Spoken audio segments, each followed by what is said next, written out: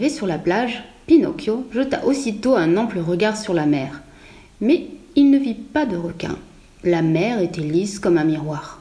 « Et alors, où est le requin ?» demanda-t-il en se retournant vers ses camarades.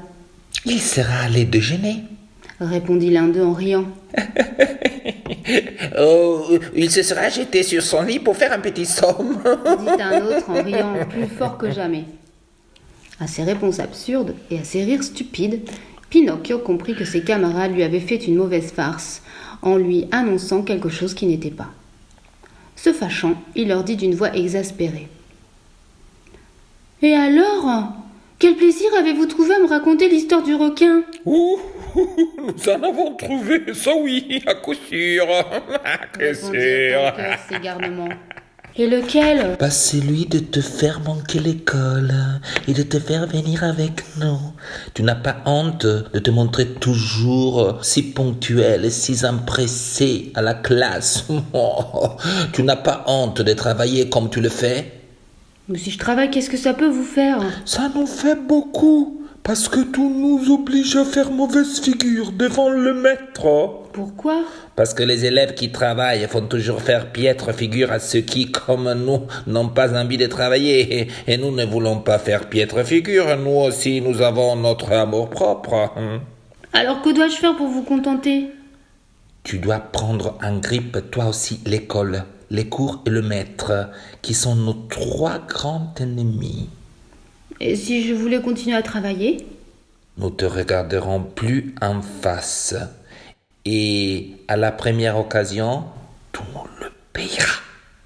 Vous me faites rire en vérité, dit le pantin en hochant la tête.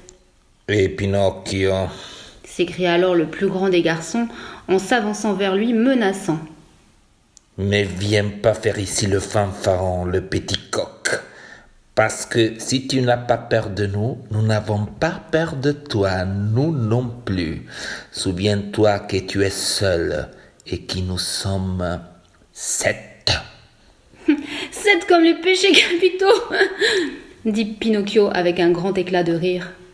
Vous avez entendu ? Il nous a insultés. Il nous a traités de péchés capitaux. Pinocchio, fais-nous des excuses, sinon gare à toi. Coucou, fit le pantin en se frappant le bout du nez de l'index en signe de moquerie. Pinocchio, ça finira mal.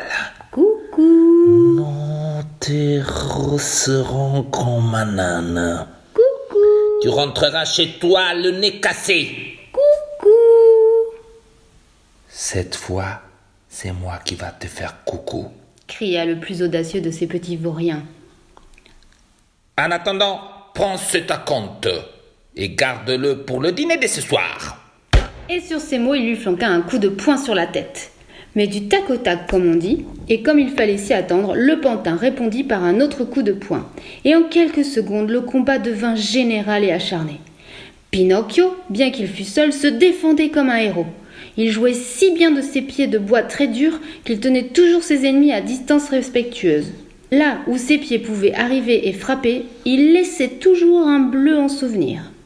Alors les enfants, dépités de ne pouvoir se mesurer au pantin au corps à corps, pensèrent judicieux de se servir de projectiles et défaisaient les ballots de leurs livres de classe. Ils se mirent à jeter contre lui leur alphabet, leur grammaire, leur histoire, leur géographie et autres livres d'école. Mais le pantin, qui était rapide et dégourdi, s'esquivait toujours à temps, si bien que les volumes, passés au-dessus de sa tête, s'en allaient tous tomber dans la mer. Imaginez les poissons. Les poissons, croyant que ces livres étaient quelque chose à manger, accouraient tous par bandes à fleur d'eau. Mais après avoir happé quelques pages ou quelques couvertures, ils les recrachaient tout de suite, en tordant leur bouche dans une grimace qui semblait vouloir dire « Ce n'est pas ce qu'il nous faut, nous sommes habitués à manger beaucoup mieux. » Cependant, le combat devenait de plus en plus féroce, quand voici qu'un gros crabe qui était sorti de l'eau et avait tout doucement grimpé jusque sur la plage, s'écria d'une bizarre voix de trombone enrhumée. « Arrêtez, polissons que vous êtes. Ces bagarres entre enfants finissent rarement bien. Il arrive toujours un malheur. » Pauvre crabe, ce fit comme s'il avait prêché au vent, et même ce coquin de Pinocchio se retournant, lui dit grossièrement en le regardant de travers: « Tais-toi, casse-pied de crabe! Tu ferais mieux de sucer 2 pastilles de lichen pour guérir ton mal de gorge. Va plutôt te mettre au lit et tâche de transpirer. » Entre-temps, les enfants qui avaient vidé leur réserve de livres aperçurent non loin d'eux la sacoche qui contenait les livres du pantin et s'en emparèrent en moins de temps qu'il n'en faut pour le dire. Parmi ces livres, il y avait un volume relié en gros carton avec le dos et les coins en parchemin. C'était un traité d'arithmétique. Je vous laisse imaginer ce qu'il pesait. L'un de ses gardements saisit le volume et, visant la tête de Pinocchio, le lança de toute la force de son bras. Mais au lieu d'atteindre le pantin, il atteignit à la tête un de ses camarades qui, devenant blanc comme un linge, ne dit rien d'autre que ces mots. « Oh mamma, aiuto, muoio !» Et il tomba de tout son long sur le sable du rivage. À la vue de ce petit mort, les enfants épouvantés s'enfuirent à toutes jambes, et en quelques minutes on ne les vit plus.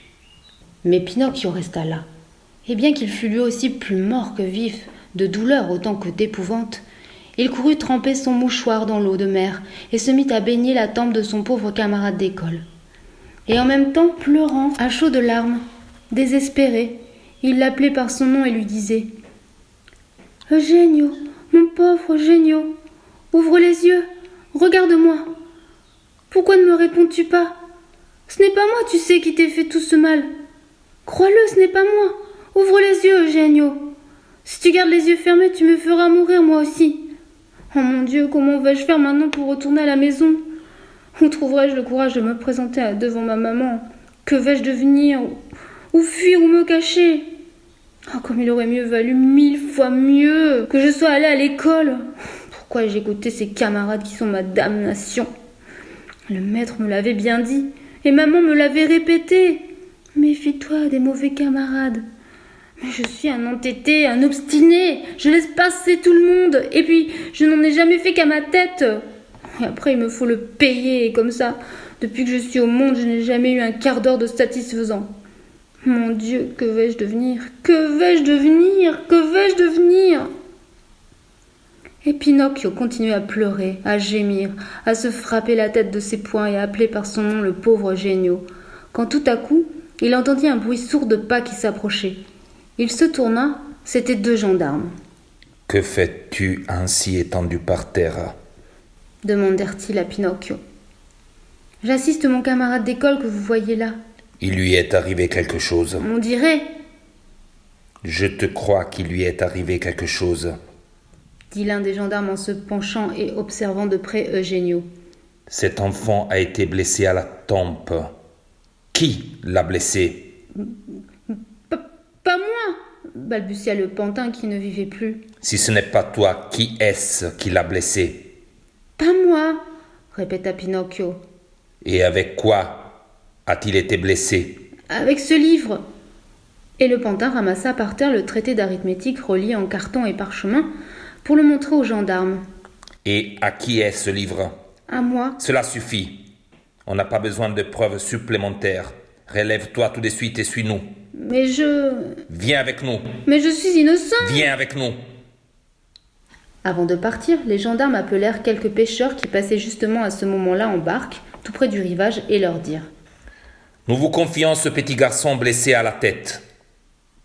Emportez-les chez vous et occupez-vous-en. Demain, nous reviendrons le voir. » Puis ils se tournèrent vers Pinocchio, et après l'avoir placé entre deux, ils lui intimèrent cet ordre sur un ton militaire. « En avant, et vite, ou gare à toi !»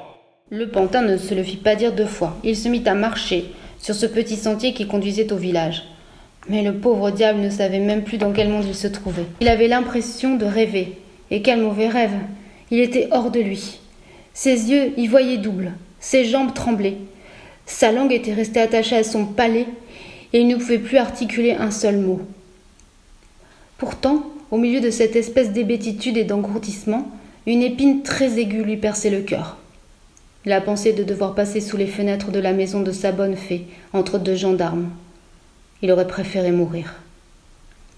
Ils étaient déjà arrivés aux abords du village et allaient y entrer, quand un violent coup de vent arracha de la tête de Pinocchio sa calotte, l'emportant à une dizaine de pas. Permettez-vous, dit le pantin au gendarme, que j'aille reprendre ma calotte ? Vas-y, mais fais vite. Le pantin y alla, ramassa la calotte. Mais au lieu de se la remettre sur la tête, il la prit entre ses dents et se mit à courir à toute vitesse vers la mer. Il filait comme une balle de fusil. Les gendarmes, estimant qu'il était difficile de le rejoindre, lâchèrent contre lui un mâtin qui avait gagné le premier prix dans toutes les courses de chiens. Pinocchio courait, et le chien courait plus que lui. Aussi tout le monde se mettait-il aux fenêtres et se pressait-il dans la rue, impatient de voir l'issue de cette compétition féroce. Mais ils n'eurent pas cette satisfaction, car le mâtin et Pinocchio soulevèrent sur la route tant de poussière qu'au bout de quelques minutes, il ne fut plus possible de rien voir.